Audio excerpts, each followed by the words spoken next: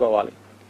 Okay, అలాగే ఈ సరైన దేవుడి మందిరం పెట్టుకుంటాం, మరి మిగతా బెడ్రూమ్స్ లో దేవుడు విగ్రహం బెడ్రూమ్స్ లో అసలు పెట్టకూడదమ్మా. బెడ్రూమ్ అంటేనే శయనగృహం. అయితే దాని లోపల రాధాకృష్ణుడు మూర్తులు పెట్టుకోవచ్చు, అంతేగాని దేవుడు రాధాకృష్ణుడు మూర్తి పెట్టు. అద్దం అనేది బెడ్రూమ్ లో ఉండకూడదు, లెగంగానే అద్దం ఉండకూడదు, చూసుకోకూడదు. రెండోది, ఒకవేళ మనము చాలా మంది ఏంటంటే బెడ్రూమ్ లోనే మన డ్రెస్సింగ్ టేబుల్ పెట్టుకుంటారు. సో ఎక్కడైతే డ్రెస్సింగ్ టేబుల్ అనేది పెట్టుకోవచ్చు, కానీ ఎక్కడ పెట్టుకోవాలంటే మనం లేకంగానే మన ఎదురుగా మన డ్రెస్సింగ్ టేబుల్ మనకు ముందు ఉండకూడదు ఏమ్మా. అందుకని ఏంటంటే మన శిరస్సు వెనక భాగంలో కానీ మన కాళ్ళ దగ్గర కానీ కాళ్ళకి చివరన ఉంటే ఏమవుతుందంటే అలా ఉండడం, అది డ్రెస్సింగ్ టేబుల్ అలా పెట్టుకోవాలి. లేకంగానే మనము ఆ చివరికి వెళ్ళి చూసుకోం కాబట్టి తలుపు సందుసాటున కానీ పెట్టుకోవచ్చు, లేదా మన శిరస్సు వెనక భాగాన్ని పెట్టుకోవచ్చు. అంటే ఇది శ్రేయస్కరం. కాకపోతే ఇది దీనికి డ్రెస్సింగ్ టేబుల్ ఉండాల్సిన చూడటం అంటే అద్దం మనం ముందు పొద్దున్న లేక మనం చూసుకోకూడదు, మన అరచేతులు చూసుకోవాలా.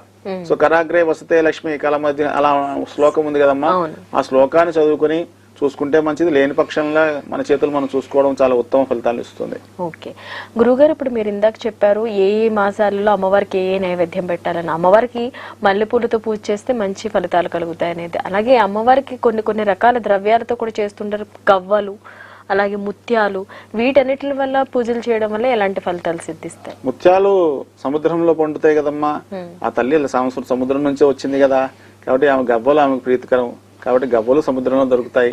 కాబట్టి ఇవన్నీ ఆమెకు సంబంధించిన చిహ్నాలే. కాబట్టి ఆ గవ్వలు ఎక్కడైతే ఉంటాయో, పూర్వము మనకి ఈ డబ్బు ఈ నోట్లు నాణాలు లేనప్పుడు గవ్వలతోనే వాణిజ్యం జరిగేది. గవ్వలతోటే గవ్వలేసే గవ్వల ద్వారానే వాణిజ్యం, గవ్వలు ఇచ్చే కొనుక్కునేవారంట వస్తువులు. కాబట్టి పూర్వం గవ్వలు, అందుకే మనకి ఎప్పుడైనా చిల్లి గవ్వ కూడా లేదంటారు. అంటే ఏంటి, పూర్వం అనేది గవ్వ అనేది సంపాదన, కానీ పోను ఏమైంది, నాణాల నుంచి నోట్లకు వచ్చాం ఏమ్మా. సో అయితే ముత్యాలతోటి ఆ తల్లిని పూజించడం. అయితే ఇక్కడ ముత్యాలతో కూడా మన విశిష్టత ముత్యాలు ఉన్నాయి. కొంతమంది ఇప్పుడు కల్చర్డ్ ముత్యాలని పండిస్తారు, కొంతవైపు స్వాభావికంగా నత్తగులలో వచ్చేవి అవి తెల్లగా మరిసిపోతా ఉంటాయి.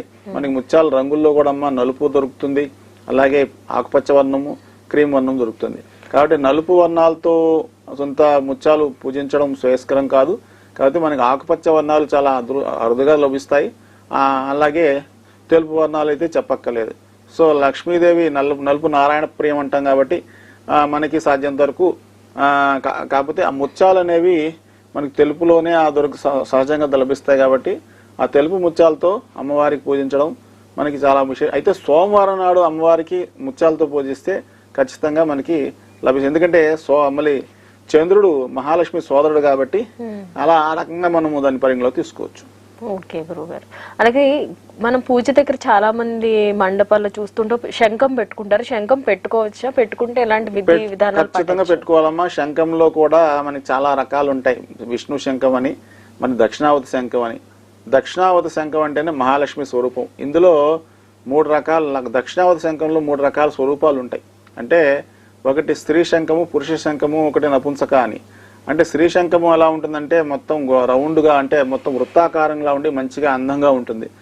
అలాగే పురుష దక్షిణావతి శంఖం ఎలా ఉంటుందంటే కింద బాటం వచ్చి అడుగు వచ్చేసి ఫ్లాట్ గా ఉంటుందమ్మా. ఇక నపుంసక అంటే అడ్డం దిడ్డం ఒక పద్ధతి లేకుండా ఉంటుంది. అయితే ఈ దక్షిణావతి శంఖం అనేదమ్మా మనది ఎన్ని లక్షలు ఉన్న వాళ్ళు కూడా ఆ తల్లి అనుగ్రహం ఉంటేనే ఆ ఇంటికి ఆ శంఖం వెళ్తుంది.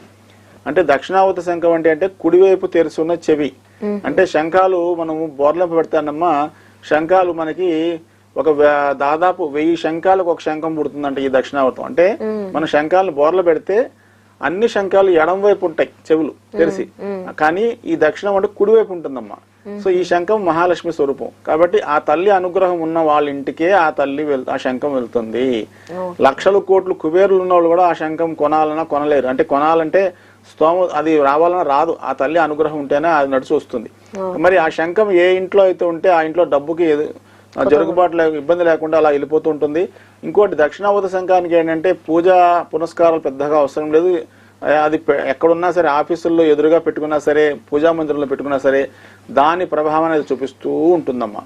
మరి విశేషంగా దానికి మనకి పూజ అనేది ఉంది ఏంటంటే దీపావళి రోజున ఆ దక్షిణావతి శంఖాన్ని శుభ్రంగా కడిగి చేతనైతే ఆవు పాలతో అభిషేకం చేసి తదనంతరం మన గులాబీ జలంతో అభిషేకం చేసి తర్వాత కాస్త అత్తరు రాసి జవ్వాదు మనకి కుంకుమ పువ్వు వేసి కుంకుమ కాస్త గంధం రాసి కుంకుమ వేసి ఆ దక్షిణావత స్తోత్రం ఉంటుంది. దక్షిణావత స్తోత్రాన్ని 108 సార్లు పారాయణం చేస్తే ఖచ్చితంగా ఆ తల్లి అనుగ్రహం ఆ రోజున మనకి లభిస్తుంది. అలాగే దక్షిణావత శంఖాన్ని బియ్యము డ్రమ్ము అంటే మన ఇంట్లో ఏదైనా బియ్యం డ్రమ్ము ఉంటే ఆ డ్రమ్ములో పెట్టేసి 108 సార్లు కానీ కనీసం 11 సార్లు ఆ తల్లి స్తోత్రాన్ని చదివితే ఆ ఇంట్లో ఎప్పుడు బియ్యం నిండుకోవు. అంటే ఎప్పుడు ఆ ఇంట్లో బియ్యానికి లోటు ఉండదు. అంటే అలాంటి మహత్వ గల శంఖం అది దక్షిణావత శంఖం. ఓకే గురుగారు,